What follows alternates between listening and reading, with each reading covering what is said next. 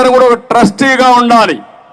5 ఏళ్ళు ఇచ్చిన మ్యాండేట్ మళ్ళా మీకోసం ఉపయోగించాలి తప్ప మా సొంతం కోసం ఉపయోగించి ఎవరు అడ్డం వచ్చినా ఇష్ట ప్రకారం చేస్తానంటే అది మంచి సాంప్రదాయం కాదు.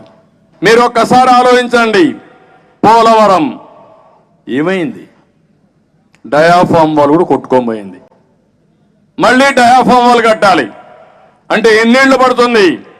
2 సంవత్సరాలు రాత్రింబగళ్ళు కష్టపడి 2 సీజన్లో పూర్తి చేస్తే ఇప్పుడు ఆ డయాఫామ్ వాల్ వీళ్ళ అసమర్థతో కాంట్రాక్టులు మార్చి ఇంజనీర్లు మార్చి నీళ్లన్నీ కూడా వరదొస్తే గోదావరి ఫ్లడ్ విపరీతంగా వస్తుంది.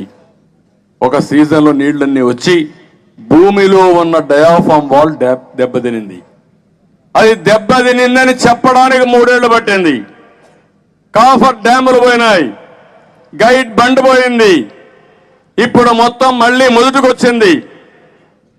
అంటే పోలవరం మనం పడిన కష్టం బూడిదిలో పోసిన పన్నీర్ అయింది.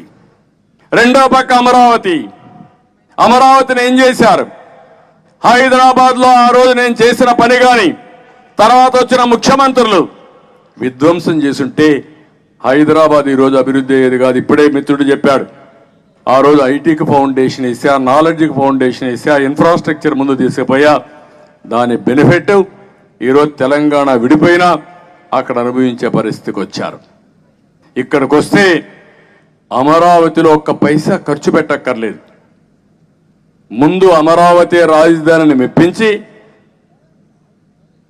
వీళ్ళు ఇల్లు కట్టుకున్నాం అని చెప్పి తర్వాత 3 రాజధానులు ఉంటే నష్టం ఏంటని 3 ముక్కలాట ఆడి కడాన విశాఖపట్నానికి వెళ్ళిపోతున్నానని అక్కడ మీరు చూసే ఋషికొండ ఒక బ్రహ్మాండమైనటువంటి ఋషులు అక్కడ ఎప్పటికప్పుడు